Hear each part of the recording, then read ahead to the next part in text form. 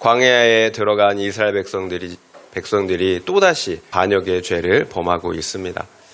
레위의 자손 고라와 그리고 르벤의 자손인 다단과 아비람과 온이 함께 당을 지어서 모세와 아론을 대적하였습니다. 그렇다면 그 대적자들이 모세와 아론을 대적한 이유가 무엇이었습니까? 교만하기 때문이었어요. 모세 너 못지않게 우리 역시 거룩하다라는 것이었습니다. 그렇다면 이런 의문이 있습니다. 교만하기 때문에 질서에 순종하지 않았다면, 대적하였다면 왜 교만하냐는 거예요. 오늘 본문의 말씀이 그 이유를 잘 설명해 주고 있습니다. 우리가 교만할 수밖에 없는 이유, 그래서 대적할 수밖에 없는 이유를 잘 보여주고 있어요. 지난 본문에서는 모세가 고라를 불러서 고라와 함께 변론을 하였습니다. 오늘은 또 다른 반역의 무리인 르우벤 지파의 자녀들 다단과 아비람을 부르러 사람을 보냈어요. 변론을 하기 위함입니다. 그런데 그에 대해서 다단과 아비람이 다음처럼 반응을 합니다. 12절부터 14절 말씀입니다. 함께 읽겠습니다. 모세가 엘리압의 아들 다단과 아비람을 부르러 사람을 보냈더니 그들이 이르되 우리는 올라가지 않겠노라. 내가 우리를 적과 꿀이 흐르는 땅에서 이끌어내어 광야에서 죽이려 함이 어찌 작은 일이기에 오히려 스스로 우리 외에 왕이 되려 하느냐. 이뿐 아니라 내가 우리를 젖과 꿀이 흐르는 땅으로 인도하여 드리지도 아니하고 밭도 포도원도 우리에게 기업으로 주지 아니하니 내가 이 사람들의 눈을 빼려느냐. 우리는 올라가지 아니하겠노라.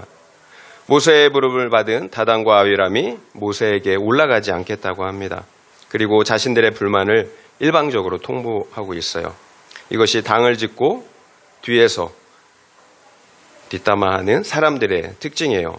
대화할 생각을 하지 않습니다. 그저 자신들의 생각만을 일방적으로 주장하고 고집할 뿐입니다. 왜 그럴까요?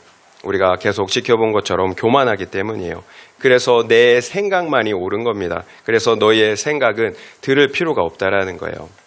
이처럼 교만은 극단적인 자기 중심성이에요. 나만 옳아요. 그래서 다른 사람의 의견이나 말을 들으려고 하지 않습니다. 계속해서 그래서 자기 주장만 하는 거예요. 대화가 되지 않겠죠. 물론 내 생각이 옳을 수도 있어요. 그러나 틀릴 수도 있잖아요. 내 생각이 틀렸다면 문제잖아요. 그래서 대화해야 하는 거예요. 그러나 겸손한 모세는 어떻게 행동했습니까? 다단과 아비람을 불렀어요. 자신을 대적하는 다단과 아비람을 불렀습니다. 너희 말 좀 한번 들어보자라는 거예요. 만약에 나를 대적하고 반역한다면 은혜도 모르는 사람이라고 그냥 멀리해버릴 것 같아요. 그러나 모세는 다단과 아비람을 불렀어요. 그리고 대화하자고 합니다. 그래야 오해가 풀리잖아요. 그래야 나도 상대방도 만약 잘못 생각하고 있는 부분이 있다면 고칠 수가 있잖아요. 이처럼 겸손한 사람은 아무리 상대방이 어이없는 말을 할지라도 끝까지 그 말을 경청합니다. 그리고 온유한 태도를 잃지 않고 자신의 의견을 제시하는 거예요. 적용 질문 드리겠습니다. 나는 다른 사람의 말을 들으려고 하십니까? 아니면 나의 옳고 그름만을 끝까지 주장하십니까? 한번 생각해 보시기 바랍니다. 나는 다른 사람의 말을 들으려고 하십니까? 아니면 나의 옳고 그름만을 끝까지 주장하십니까? 다단과 아비람의 주장을 통해서 그들이 교만할 수밖에 없었던 이유, 그래서 질서를 대적할 수밖에 없었던 이유를 우리가 알 수가 있는데요. 13절에 보면 내가 우리를 젖과 꿀이 흐르는 땅에서 이끌어내었다라고 말하고 있어요. 지금 다단과 아비람이 말하고 있는 이 땅이 약속의 땅 가나안 땅입니까? 아니면 과거 종살이하고 있었던 애굽 땅입니까? 애굽 땅이에요.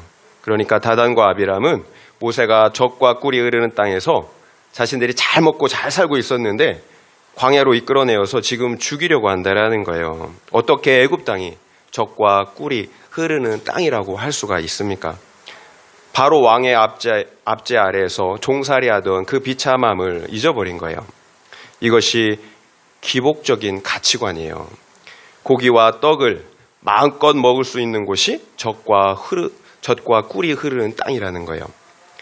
내가 죄로 말미암아 사탄에게 종살이를 하든지 말든지, 그래서 영원한 사망에 이르든지 말든지는 상관이 없어요.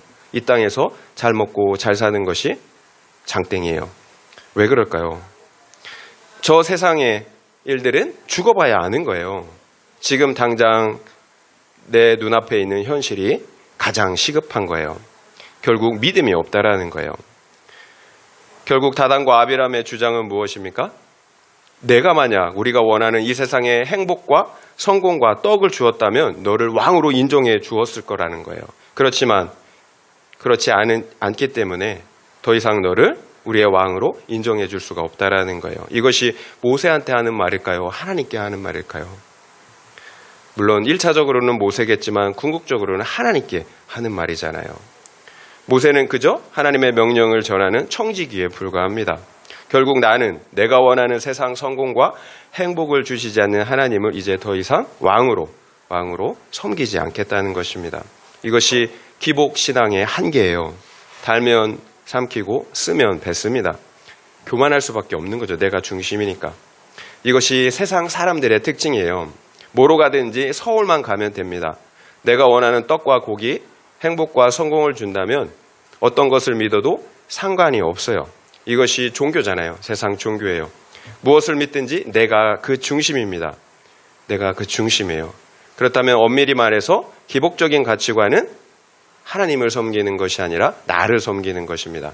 세상 종교와 전혀 다를 바가 없다라는 거예요.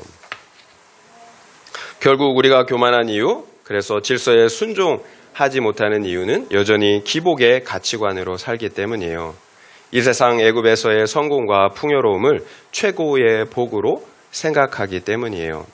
그래서 우리에게 주어진 영적 자유, 영원한 생명을 길가의 돌멩이처럼 발로 차버리는 것입니다. 가끔 말씀드리지만 기복은 소나 돼지가 바라는 최고의 삶이에요. 지금 당장 배부르고 평안하면 끝이에요. 정말 그런가요? 자신들이 살찌워지는 것은 도살이 목적이라는 사실을 모르기 때문이지 않겠습니까? 몰라요. 무지하기 때문이에요. 우리 역시 기복에 목을 매는 이유예요. 그 마지막을 우리가 모르고 살기 때문입니다. 물론 우리가 말로는 구속사의 복음, 십자가의 복음을 믿는다고 말해요. 절대로 기복 복음을 따른다라고 말하지 않아요. 그러나 우리의 말보다 더 중요한 것은 우리의 삶이잖아요. 어떤 누구도 자신이 믿고 있는 그 가치관대로, 그 믿음대로 살아요. 그래서 말이 중요하지 않아요. 내 삶이 어떤 선택을 하느냐가 중요하다라는 거예요. 솔직하게 여러분은 자녀들이 취업하지 못한 것이 애통하십니까? 아니면 예수 믿지 않는 것, 그 안에 생명이 없는 것이 애통하십니까? 자녀들이 결혼하지 못한 것이 애통하십니까? 아니면 예수 믿지 않는 것이 애통하십니까? 자녀들이 성공하지 못한 것이 애통하십니까? 아니면 예수 믿지 않는 것이 애통하십니까? 자녀들과 배우자가 내 뜻대로 되지 않는 것이 애통하십니까? 아니면 그들이 예수를 믿지 않는 것이 애통하십니까? 여러분 정직하게 여러분 대답해 보세요. 이것이 우리의 가치관이에요. 이것이 두 번째 적용 질문입니다. 한번 생각해 보세요. 또 다단과 아비람이 14절에서 뭐라고 합니까? 이뿐 아니라 내가 우리를 적과 꿀이 흐르는 땅으로 인도하여 들이지도 아니하고 밭도 포도원도 우리에게 기업으로 주지 아니하였다라고 말해요. 결국 내가 이 사람들의 눈을 빼려고 하느냐? 여러분은 이런 다단과 아비람의 주장이 말이 된다라고 생각하십니까? 그렇게 생각하시는 분들도 있을 거예요. 그 이유가 있습니다. 나는 분명 애굽 땅에서 나왔어요. 가나안 땅을 약속해 주셨기 때문에 나왔어요. 그런데 약속된 가나안 땅에는 들어가지 못했다라는 거예요. 그러면 속은 거잖아요. 사기당한 거잖아요. 그렇다면 왜 다단과 아비람과 이스라엘 자손들이 약속의 땅 가나안 땅에 들어가지 못했습니까? 이게 중요한 거예요. 왜 못 들어갔나? 분명 모세는 이스라엘 자손을 가나안 땅 바로 앞까지 인도해 주었습니다. 그런데 가나안 땅은 어떻게 들어갑니까? 믿음으로 들어가잖아요. 자기들이 믿음이 없어서 들어가지 못해놓고 그것이 왜 모세의 책임이라고 하는 겁니까? 왜 하나님의 책임입니까? 하나님의 나라는 오직 믿음으로 들어가는 나라예요. 오직 은혜로 믿음으로 구원을 받습니다. 그런데 믿음이 없어요. 그래서 가나안 땅을 차지하지 못했습니다. 그러면 내 잘못이잖아요. 우리가 신앙생활을 하면서 언제 실망하게 됩니까? 예수를 믿고 하나님을 섬기면 이제 내 삶이 좋아질 줄 알았어요.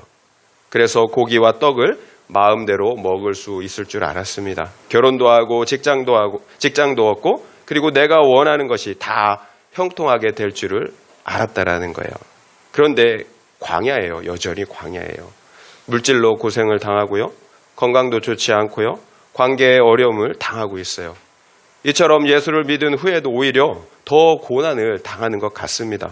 그때 두 가지 부류로 나누게 됩니다. 다단과 아비람처럼 내가 속았다고 반응하는 사람들이 있어요. 그래서 다시 세상 애굽으로 돌아가겠다라고 말하는 사람들이 있다라는 거예요. 그리고 또 다른 부류는 믿음으로 인내하며 끝까지 하나님과 동행하는 사람들이 있습니다. 그 차이는 무엇일까요? 하나님께서 약속하신 가나안 땅을 차지한 사람과 그렇지 않은 사람으로 나뉘는 거예요. 그 약속하신 가나안 땅은 우리 안에 이미 이루어진 하나님의 나라예요. 그러니까 어떤 사람은 믿음으로 내 안에 이미 이루어진 하나님의 나라를 얻고 누립니다. 그런데 어떤 사람은 이미 임한 하나님의 나라가 무엇인지를 몰라요. 깜깜해요. 그러니까 왜 약속한 가나안 땅을 주시지 않느냐라고 이렇게 대적하는 거예요. 결국 이미 임한 하나님의 나라를 얻고 누리는 사람들은 어떤 믿지 못할 상황이 찾아올지라도 믿음으로 인내할 수가 있어요. 죄사함의 기쁨, 구원의 기쁨, 하나님과 동행하는 기쁨의 실제를 누리고 있기 때문입니다. 이것이 약속하신 1차적인 가나안 땅이에요. 그러나 다단과 아비람처럼 믿음이 없어서 가나안 땅에 들어가지 못한 사람들은 어떨까요? 내 안에 죄사함의 기쁨이 없어요. 구원의 기쁨이 없어요. 하나님과 동행하는 그 기쁨의 실제가 없어요. 이미 임했어요. 이미 임한 그 하나님의 나라를 누리지 못한다라는 거예요. 그러면 예수를 믿어도 되는 일이 없다라고 불평을 하게 되어 있어요. 그러면 이 세상에서 누리는 기복이 최고의 복이 되는 거예요. 결국 기쁨이 없는 종교, 생명이 없는 종교, 종교적인 형식만 남은 율법적인 종교가 되는 것입니다. 그래서 우리의 신앙이 형식화되고 화석화되는 거예요. 그러면 그 안에 어떻게 사랑이 있겠습니까? 어떻게 질서에 대한 순종이 있겠습니까? 나만 중요한 거예요. 내가 믿음이 없어서 차지하지 못한 가나안 땅을, 그래서 누리지 못하는 가나안 땅을 왜 다른 사람과 하나님께 핑계를 댑니까? 원래 신앙생활은 이렇게 무미건조하다고 말해서는 안 돼요. 절대로 무미건조하지 않아요. 하나님은 분명 젖과 꿀이 흐르는 가나안 땅을 약속하셨습니다. 그리고 여호수아와 갈렙과 같은 믿음의 사람들은 그 약속하신 영적 가나안 땅에 들어가 젖과 꿀을 먹고 누리고 있어요. 죄사함의 기쁨, 구원의 기쁨, 하나님과 동행하는 그 천국의 실제를 누리고 있다라는 거예요. 그렇다면 약속하신 가나안 땅이 없는 겁니까? 아니잖아요. 우리를 속이는 게 아니잖아요. 내가 믿음이 없어서 여전히 기복의 가치관을 가지고 있기 때문에 약속하신 가나안 땅에 들어가지 못하는 것입니다. 여러분 잘 생각하셔야 합니다. 우리는 벌써부터 가나안 땅에 들어갔어야 합니다. 그래서 젖과 꿀이 흐르는 그 천국의 기쁨을 우리가 맛보고 누려야 했다라는 거예요. 그러면 영원한 가나안 땅, 죽어서 가는 그 천국 역시 믿고 확신할 수가 있습니다. 흔들리지 않아요. 그러면 겸손합니다. 내가 가진 그 무엇으로 구원받은 게 아니기 때문이에요. 오직 은혜로 십자가의 공로로만 구원받았기 때문이에요. 겸손할 수밖에 없어요. 그러나 교만한 사람들은 세상의 기복가치관을 가지고 계속해서 하나님을 신앙하려고 합니다. 결국 이런 사람들은 하나님을 믿고 따를 수가 없어요. 실상은 하나님을 계속해서 멀리서 어떻게 하는 거예요? 수단으로, 이용의 대상으로 생각하는 것입니다. 하나님께서 그런 사람과 함께 하실 수가 있겠습니까? 그래서 약속하신 가나안 땅에 들어갈 수가 있겠습니까? 결국 빛 대신 하나님께서 우리 안에 계시지 않으니까 내 죄가 보이지 않는 거예요. 그래서 교만할 수밖에 없는 거예요. 이처럼 기복의 가치관을 가지고 있는 사람들은 교만할 수가 없어요. 내 죄가 보이지 않기 때문입니다. 결국 우리의 믿음과 신앙은 가치관이 바뀌는 거예요. 나 중심의 가치관, 세속의 가치관, 기복의 가치관에서 십자가의 가치관, 말씀의 가치관, 구속사의 가치관으로 바뀌는 것입니다. 제가 목회를 하면서 지금까지 여러분에게 구속사의 말씀, 구속사의 복음을 증거하려고 계속 애를 써왔습니다. 그럼에도 저나 여러분이나 변하는 것이 쉽지 않아요. 정말 조금씩 바위 위에 낙수물이 떨어지듯이 정말 조금씩 변하고 있습니다. 왜 그럴까요? 우리가 기본적으로 혈과 육을 입고 있는 타락한 죄인들이기 때문이에요. 우리가 기본적으로 기복적이에요. 그런데 만약 우리가 계속해서 기복복음, 성공의 복음만을 들으면 어떻게 될까요? 구속사의 복음을 들어도 이처럼 바뀌지 않는데 만약 기복의 복음을 계속해서 들었다면 우리가 정말이지 가나안 땅에 들어갈 수가 있겠습니까? 기복복음, 성공복음은 들으면 당장은 위로가 돼요. 기분이 좋아요. 그러나 내 영혼에는 아무런 유익이 없습니다. 우리 영혼이 당뇨에 걸리는 거예요. 당뇨에 걸려 결국 죽게 되는 거예요. 우리가 왜 힘듭니까? 우리 인생이 왜 힘듭니까? 내 인생이 해석이 되지 않잖아요. 여전히 기복의 가치관을 가지고 있기 때문입니다. 그러면 해석이 안 돼요. 그러면 나는 실패한 인생이 되는 거예요. 그래서 힘이 드는 거예요. 그러나 구속사의 가치관을 가지고 있으면 어떻습니까? 우리 인생이 해석이 되잖아요. 왜 고난을 당해야 하는가? 그러면 사는 거예요. 그러면 믿음의 경주를 잘 할 수가 있습니다.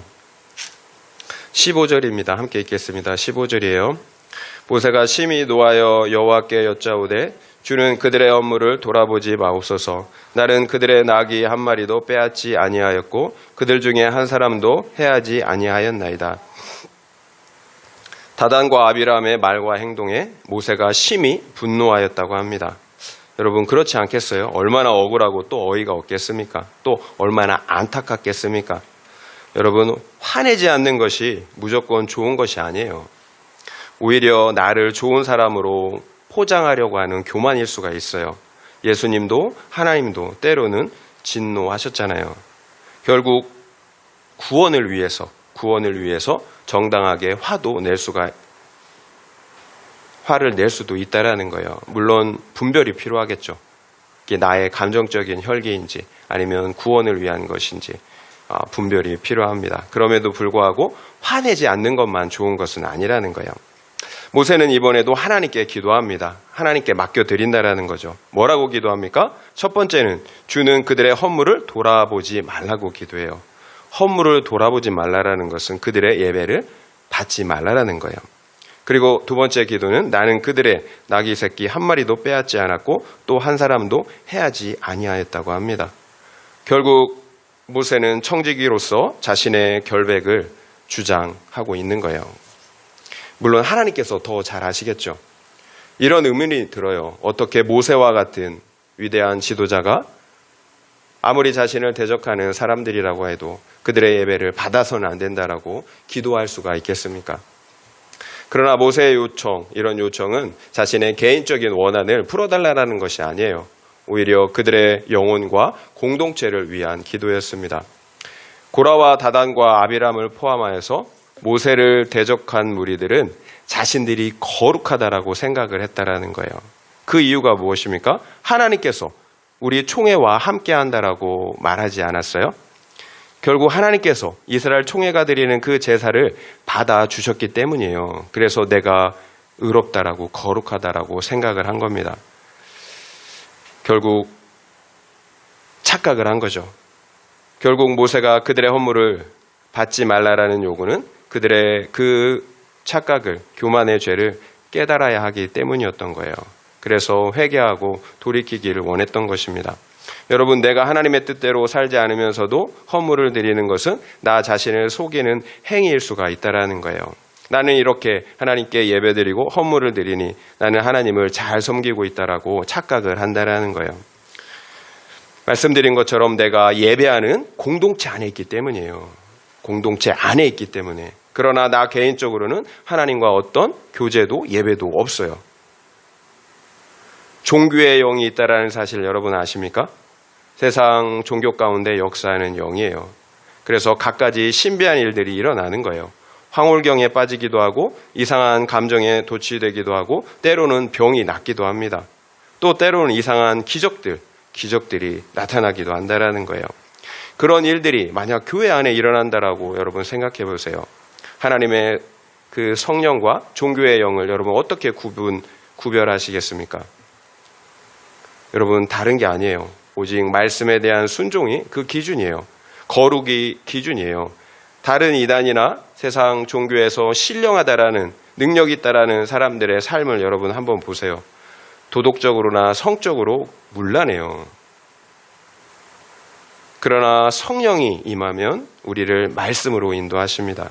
말씀을 높이고 사랑하게 하세요. 말씀을 믿고 누리고 살아가게 하십니다. 그래서 우리를 거룩하게 하신다라는 거예요. 그래서 성령은 거룩의 영이고 말씀의 영이에요. 따라서 만약 어떤 영이든지 우리를 말씀으로부터 멀어지게 한다면 우리를 교만하게 하는 종교의 영입니다. 모세가 고라에게 반역한 무리 곧 250명의 지휘관에게 내일 향로에 향을 얹고 여호와 앞에 나아오라고 합니다. 그리고 너 고라와 아론도 향로를 들고 여호와 앞에 서라고 합니다. 하나님의 판단을 받자라는 거예요. 그 다음 날 고라와 250명의 지휘관들이 각각 향로를 들고 하나님 앞에 섰습니다. 그리고 고라가 온 회중을 회막 문에 모아놓고 모세와 아론을 대적하려고 하였습니다. 그러나 그때에 여호와의 영광이 온 회중 가운데 나타났습니다. 그러면 여호와 하나님께서 누구의 편을 들어주셨을까요? 19절부터 20절입니다. 함께 읽겠습니다.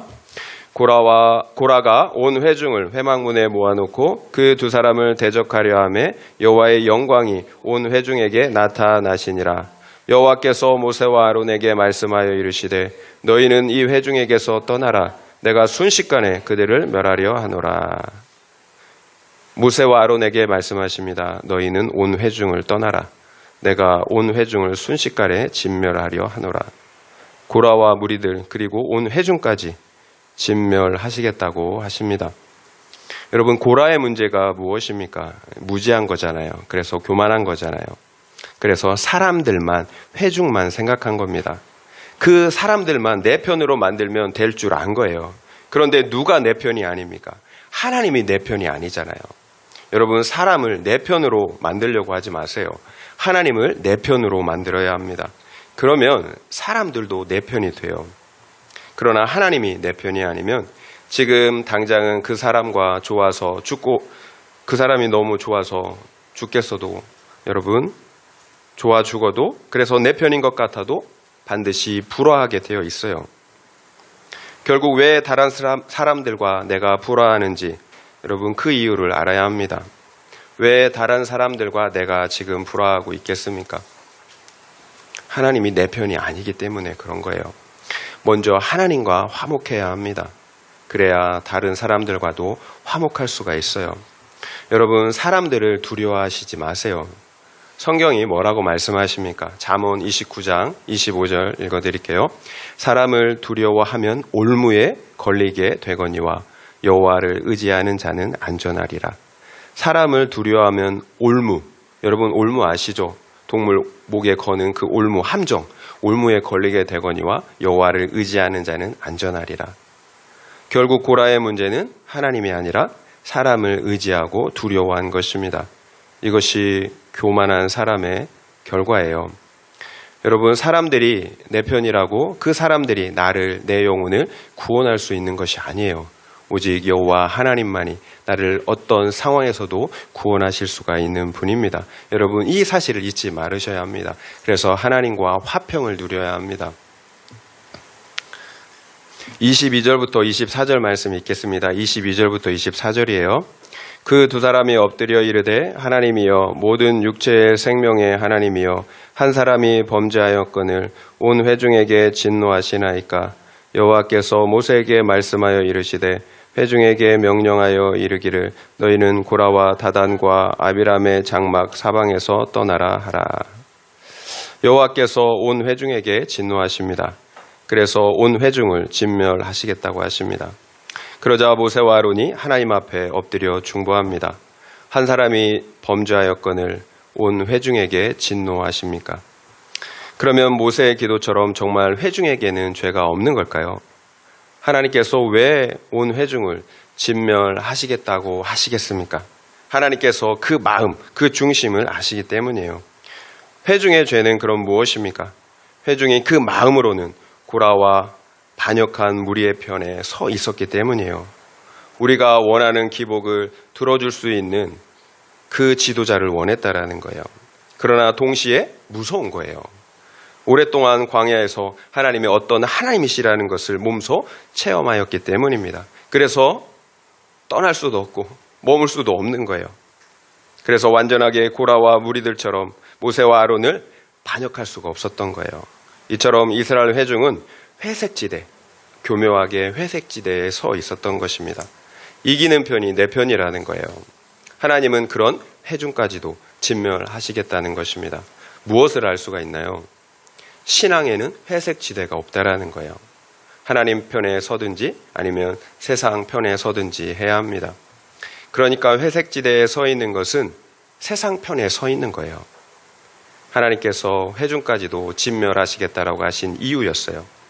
그러나 이번에도 하나님은 모세와 아론의 중보 기도를 들으시고 회중을 용서하십니다. 이스라엘 회중에게 고라와 다단과 아비람의 장막 사방에서 떠나라고 하십니다. 반역한 무리의 죄에서 돌이켜 회개하라는 거예요. 그래서 살라는 것입니다. 민수기 16장 1절에 보면 르벤 지파에서 다단과 아비람과 온이 나와요. 그런데 12절부터는 처음에 언급되었던 옴이 등장하지 않아요. 모세가 그들을 부를 때 단과 아비람만 부르는 것을 알 수가 있어요. 그렇다면 왜 처음에 등장했던 온이 중간에 빠졌을까요? 그 이유가 무엇일까 생각해 봤습니다. 온 역시 처음에는 불만이 있었던 것 같아요. 그래서 고라와 함께 당을 짓고 모세와 아론을 반역한 것입니다. 그러나 그 과정에서 자기의 죄를 보고 돌이킨 것 같습니다. 택자는 이처럼 완전한 사람이 아니에요. 실수해요. 넘어져요. 그러나 택자는 언제고 돌이키는 사람이에요. 여러분, 돌이키면 되는 거예요. 넘어지지만 다시 일어나면 되는 거예요. 그래서 다시 십자가의 예수를 믿고 의지하면 되는 거예요. 우리 넘어질 수 있어요. 실수할 수 있어요. 하지만 우리가 다시 돌이킬 수 있잖아요. 우리에게는 십자가의 예수가 있잖아요. 그러나 비택자는 그럼에도 불구하고 끝까지 돌이키지 않습니다. 그래서 자신의 죄 가운데 죽는 거예요. 고라와 250명의 무리들이 하나님의 영광이 나타났을 때 돌이켰다면 얼마나 좋았겠습니까? 하나님께서는 그들에게 마지막 기회를 주신 것입니다. 우리는 반드시 고라와 반역한 무리의 장막 사방에서 떠나야 합니다. 그렇다면 우리가 떠나야 할 장막 사방은 어디 무엇일까요? 기복의 가치관이에요. 기복의 가치관. 세상을 사랑하는 것입니다. 하나님을 신앙한다고 하면서 세상의 가치관을 따라 살아가는 거예요. 바로 회색 지대에 서 있는 것입니다. 그곳을 떠나가라는 거예요. 회색 지대에 남아있으면서도 나는 택자라고 담대하면 안 됩니다. 그곳에는 생명이 없어요. 제가 얼마 전에 지난 교회에서 섬기던 청년을 만났는데 제가 이런 말을 했다라고 얘기하더라고요. 한 발은 세상에 두고 한 발은 하나님께 두면 가랑이가 찢어진다. 이 말을 하더라고요. 제가 그 말을 했나? 기억도 안 나는데 그 아이는 그 말을 기억하고 있더라고요. 여러분, 가랑이가 찢어져요. 생명이 없습니다. 회색지대에는. 하나를 선택하셔야 합니다. 어떻게 두 남편을 섬길 수가 있겠습니까? 11자 큐티인 간증자의 나눔을 나누려고 합니다. 간증자는 15년 전 남편의 외도 상대가 직장 동료였다라는 사실을 알고 자살을 시도했다고 합니다. 그런데 죽지 않은 것 같아요. 그래서 또다시 이혼을 결심했다고 합니다. 그때에 셋째 언니가 구속사적인 설교 말씀을 30편만 듣고 결정하라고 이렇게 설득했다고 하네요. 그 말에 6번째 설교를 듣다가 하나님의 말씀이 자신을 향한 하나님의 음성으로 들렸다고 합니다. 그 후에 공동체 모임에 참석해 말씀을 들으면서 말씀으로 자신의 삶을 해석할 수가 있었다고 합니다. 그러니까 사는 거죠. 그러나 정작 간증자에게 구속사의 말씀을 소개해 준 셋째 언니는 아직 말씀의 가치관보다는 세상의 가치관을 따라 살고 있다고 합니다. 얼마 전에 이혼한 둘째 언니의 재결합 문제로 자매들 간의 의견이 엇갈렸다고 합니다. 큰언니와 이 간증자는 재결합해서 가정을 지켜야 한다라고 말했대요. 그런데 셋째 언니는 누구든지 행복할 권리가 있다며 재결합을 강력히 반대했다고 합니다. 그런데 현재 간증자는 어떤 상태냐면 자궁경부암이 전이가 됐대요. 폐로 전이된 상태예요. 그래서 항암 치료를 받고 있는 상태입니다. 그럼에도 하루하루 은혜 가운데 평강을 누리기에 세상 가치관으로 행복을 부르짖는 언니가 참으로 애통하다라고 하였습니다. 그래서 믿지 않는 가족들을 위해 기도하지 않는 죄를 회개한다고 했어요. 여러분은 이런 간증자의 고백이 이해가 되십니까? 자궁경부암이 폐암으로 전이되었어요. 그래서 지금 항암 치료를 받고 있습니다. 폐암은 치료가 잘 되지 않는 암으로 유명해요. 게다가 전이암이에요. 그렇다면 생사의 기로에 지금 놓여 있는 거예요. 암울한 상황이에요. 언제 죽을지 모르는 그런 상황에서 자신의 상황에 애통한 것이 아니라 세상 가치관으로 행복을 부르짖는 언니가 애통하다고 합니다. 세상적으로 보면 언제 죽을지 모르는 내가 제일 불쌍한 사람이에요. 그러나 구속사로 보면 세상 가치관을 가진 언니가 불쌍한 것입니다. 여러분 이해가 안 되시죠? 나는 젖과 꿀이 흐르는 가나안 땅에 이미 들어와 있기 때문이에요. 영생을 얻었어요. 또 그 생명을 누리고 있기 때문입니다. 그래서 비록 언제 죽을지 모르지만 그런 상황에서도 평안을 누리고 있다라는 고백을 하는 것입니다. 언제 죽을지 몰라요. 그런데 내 안에 평안이 있다라고 고백을 한다라는 거예요. 그분이 바라볼 때 세상의 가치관을 가지고 죽어있는 그 언니, 생명이 없는 그 언니가 애통한 거예요. 여러분 정말 정직하게 나에게 믿음이 있다면 유한한 이 땅의 삶이 중요합니까? 아니면 영원한 삶이 중요합니까? 정말 성경대로 성경이 말씀하시는 대로 믿는다면 여러분 무엇 때문에 애통하겠습니까? 이 땅에서의 행복과 성공을 얻지 못한 것 때문에 애통하겠습니까? 아니면 나와 가족들에게 생명이 없다라는 사실 때문에 애통하겠습니까? 정말 믿음이 있다면 성경이 말씀하시는 대로 믿는다면 과연 우리가 무엇 때문에 애통할까요? 만약 내가 영원한 것이 아니라 여전히 이 땅의 것 때문에 애통하고 힘들어하고 있다면 결국 나에게는 믿음이 없는 거예요. 그래서 가나안 땅 밖에 있는 것입니다. 여러분 구약 성경이 이렇게 두껍잖아요. 구약 성경을 보면 이스라엘 백성들이 다 구원받았나요? 가나안 땅에 들어가기 전에 이스라엘 백성, 가나안 땅에 들어간 이후에 이스라엘 백성들 한번 역사를 다 보세요. 구원받은 사람들은 소수예요. 대부분의 이스라엘 백성들이 구원을 받지 못했습니다. 이것이 무엇을 의미하는 걸까요? 그들이 여전히 기복의 가치관으로 살았다라는 거예요. 그래서 하나님을 나의 왕으로 섬길 수가 없었던 거예요. 십자가의 복음은 내가 죽는 거잖아요. 그리고 예수님이 내 안에 사는 거잖아요. 이것이 우리의 믿음이고 우리의 신앙 고백이에요. 내가 죽는 거예요. 그리고 예수가 내 안에 사는 것입니다. 이것이 복음이에요. 그래서 하나님의 형상을 회복하는 거예요. 그래서 거룩한 하나님의 백성이 되는 거예요. 그래서 하나님의 말씀을 믿고 순종할 수가 있는 거예요. 그 어디에도 기복의 가치관은 들어설 곳이 없는 거죠. 내가 죽고 예수로 사는 은혜가 있기를 바랍니다. 그곳에 하나님이 약속하신 가나안 땅이 있습니다. 아멘.